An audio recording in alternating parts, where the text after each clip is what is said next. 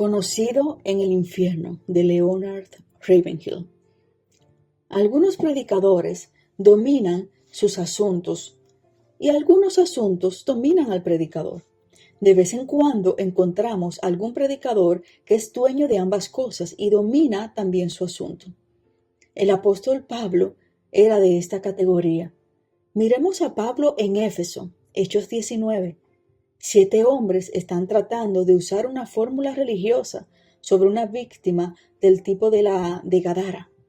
Pero el usar términos teológicos o versículos de la Biblia contra hombres poseídos por el demonio es tan ineficaz como lanzar bolas de nieve contra el peñón de Gibraltar con la esperanza de derribarlo. Un solo hombre controlado por el demonio fue un pugilista capaz de propinar una buena paliza a los 7 tontos psicópatas. Mientras los 7 hijos de Seba huían por las calles, descamisados y avergonzados, el hombre poseído por el espíritu inmundo aumentaba su guardarropa con 7 trajes. Por esto, los 7 fugitivos, heridos y temerosos, se vieron obligados a contar la historia. De este modo, Dios tomó su locura en gloria para Cristo, pues el nombre del Señor fue grandemente temido y ensalzado. Muchos espiritistas de aquella época fueron convertidos, judíos y griegos fueron salvos, y en una hoguera pública destrozaron y quemaron libros de falsos cultos por valor de 50,000 piezas de plata. Así se cumplió: la ira del hombre te acarreará alabanza. Escuchad el testimonio del demonio. A Jesús conozco y sé quién es Pablo, pero vosotros, ¿quiénes sois? Esta es la más alta alabanza que la tierra o el infierno puede conceder a una persona. Ser considerado por el enemigo como identificado con Jesús. ¿Cómo consiguió esto el apóstol Pablo? ¿Por qué los demonios conocían a Pablo? ¿Es que le habían apaleado también a él? ¿O él les había apaleado a ellos?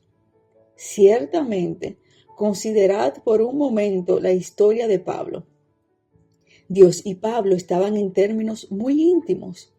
Le habían sido concedidas grandes revelaciones. Sus servidores eran ángeles y sus humildes manos eran en gran manera poderosas. Sus palabras, llenas de poder del Espíritu de Dios, rompieron los grillos del alma de una muchacha atada por el demonio, a la cual los hombres usaban como adivina. En Corinto, la ciudad más corrompida del mundo grecorromano, este poderoso Pablo cayó cimientos en el pantano del desaliento, y a las mismas puertas de la corte diabólica estableció una iglesia. Más tarde arrebató almas frente a las mismas narices de César, miembro de su propia corte. Ante los reyes, Pablo se hallaba como en su casa, pues dijo: me siento por dichoso, oh rey Agripa. Pablo trastornó asimismo la capital intelectual del mundo, la colina de Marte, hablándoles de una verdad, la de la resurrección, que confundió a sus cultos oyentes. Mientras Pablo vivió, el infierno no tuvo paz. ¿Cuál era la armadura de Pablo? ¿Dónde había afilado su espada? Más de una vez Pablo usó la expresión: estoy persuadido. Y aquí radicaba el secreto. Verdades reveladas le habían hecho sabio. La palabra, como el ceflor mismo, son inmutables. El ancora de Pablo estaba echada en las profundidades de la fidelidad de Dios. Su hacha de batalla era la palabra del Señor. Su fortaleza, la fe en esa palabra. El Espíritu avisaba a Pablo de la próxima estrategia del adversario, cuyas maquinaciones no le eran ocultas. Por esto, el infierno sufrió derrotas. Cuando unos hombres impíos quisieron asesinar a Pablo, un muchachito descubrió el complot y los hombres y los demonios tuvieron un fracaso. La espiritualidad que salva a los hombres del infierno y los preserva de pecados vulgares es maravillosa, pero yo creo elemental. Cuando Pablo fue a la cruz, el milagro de la conversión y regeneración tuvo lugar. Pero cuando más tarde llegó a la cruz, tuvo lugar el mayor milagro, el de su identificación con Cristo. Este es, creo yo, el mayor argumento del apóstol: ser muerto y vivir al mismo tiempo. Vosotros sois muertos, escribió Pablo a los Gálatas. Suponed que aplicamos esta expresión literalmente a nosotros mismos. ¿Somos nosotros muertos? ¿Muertos a la alabanza y a la crítica? ¿Muertos a la moda y a la opinión humana? ¿Muertos de tal modo que no haya manera de que podamos ser identificados por los que conocían nuestra antigua vida? ¿Muertos de tal modo que no recibamos ofensa si otro obtiene alabanza por aquello que nosotros hicimos? Oh, dulce, sublime experiencia la de estar plenamente satisfechos por la presencia de Cristo en nuestras almas y nada más. Así podríamos cantar con Wesley: muertos al mundo y a sus vanidades, a sus pompas, vanos goces, sea Jesús mi única gloria. Si Pablo estaba muerto, luego añade, pero vivo, no ya yo. El cristianismo es la única religión en el mundo en el que el Dios de la persona vive dentro de ella. Pablo no luchó más con la carne, ni con la suya, ni con la de ningún otro. Luchó contra principados, contra potestades, contra señores del mundo, gobernadores de estas tinieblas. ¿No arroja esto mucha luz acerca de por qué el demonio dijo: a Pablo conozco? Pablo había estado luchando contra los poderes del demonio. En estos días modernos, el arte de atar y desatar, al cual Cristo se refiere y que Pablo conocía también, es casi olvidado e ignorado. En el último momento de su terrena peregrinación, Pablo declaró: he peleado la buena batalla. Los demonios podían haber dicho amén a esta declaración, pues ellos sufrieron más de Pablo que Pablo de ellos. Pablo era bien conocido en el infierno. Otra ancora en la cual había Pablo sujetado su alma era en la ira de un Dios santo contra el pecado. Estando, pues, poseído del temor del Señor, persuadimos a los hombres. Segunda de Corintios 5:11. Pablo contaba a los hombres como perdidos. La otra noche vi una proyección luminosa sobre una pantalla, pero estaba borrosa y no significaba nada. Entonces la mano del operador enfocó la imagen. ¡Qué diferencia! Así nosotros, los cristianos, necesitamos la mano divina que enfoque ante nuestros ojos el cuadro de los hombres perdidos por la eternidad.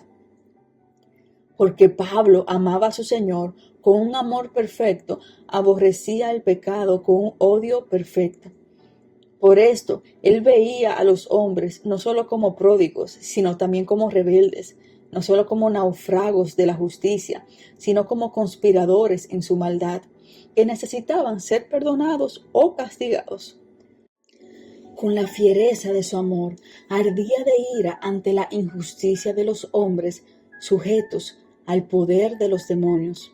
Por eso su lema era: una cosa hago. Él no tenía intereses personales, no tenía ambiciones, no tenía por qué hacerse popular y apreciado de las gentes para que le invitaran a predicar o compraran sus libros.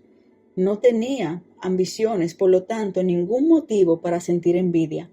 No tenía reputación y por tanto carecía de motivos para pelear con otros. No tenía posesiones y por tanto no tenía necesidad de preocuparse. No tenía derechos y por tanto no podía ser agraviado. Ya había sido quebrantado, así que nadie podía quebrantarlo. Era muerto, nadie podía matarle. Él era el menor entre los menores, así que nadie podía humillarle. Había sufrido la pérdida de todas las cosas, así que nadie podía defraudarle. ¿No echa todo esto alguna luz de por qué el diablo dijera: a Pablo conozco? Por causa de este hombre intoxicado del celo de Dios, el infierno sufría muchos quebraderos de cabeza. Había todavía otra ancora a la cual el espíritu de este santo hombre se hallaba amarrado, y era la eficacia de la sangre de Jesús y su poder para salvar plenamente. Todos pecaron y están destituidos de la gloria de Dios. Dice, pero Cristo es poderoso para salvar eternamente a todos los que vienen a Dios por él. Oh, que el mundo pueda conocer al Cordero que limpia de todo pecado. Para Pablo no había redención limitada. Era celote y quería hacerlo. A la luz de un infierno eterno, ¿qué valor tenían las cosas perecederas? Y en nuestro tiempo, ¿qué valor tienen los honores humanos? ¿Cuáles son los principios de la perdición? Ahora mismo los hombres están perdidos exactamente igual como lo serán cuando mueran. Ahora mismo los hombres están en el vértice del gran torbellino de iniquidad que por fin les engullirá al infierno eterno. ¿Es esto verdad? Pablo estaba convencido de que lo era. Entonces, oh brazo del Señor, despiértate, vístete de fortaleza. Isaías 51:9. Y hazme tu hacha de batalla y tus armas de guerra, me parece oír a Pablo decir. Otra ancora en la que Pablo estaba asegurado era, ausente del cuerpo, pero presente al Señor. Segunda de Corintios 5:8. Nada de sueña de las unas, nada de estado intermedio, de la vida terrena a la vida eterna ante el pensamiento de la eternidad. El lenguaje le falta y la imaginación se detiene. Pablo podía escribir de sus azotes, prisiones, ayunos, cansancios, dolores, etc., como una aflicción momentánea y leve, recompensada por el hecho de así estaremos siempre con el Señor. Todas las municiones de los demonios eran malgastadas cuando intentaban atacar a Pablo. ¿Os extrañáis de que uno de ellos dijera, a Pablo conozco? La verdad final a la cual Pablo había anclado su propia alma era, debemos todos comparecer ante el tribunal de Cristo. El vivir ante los valores de la eternidad había quitado a la muerte su aguijón, viviendo una vida recta, no tan solo rectamente, sino según el modelo hallado en la palabra santa. No se preocupaba del después. Pablo había sido hecho tan semejante a la imagen del Hijo que podía decir, lo que habéis aprendido y recibido y oído y visto en mí, esto haced. Filipenses 4:9. Copiar de otras copias por lo general no es seguro, pero es seguro copiar de Pablo, pues él estaba plenamente rendido, totalmente santificado, completamente perfecto y completo en Cristo. ¿O se extraña todavía que un demonio dijera, a Pablo conozco? A mí no.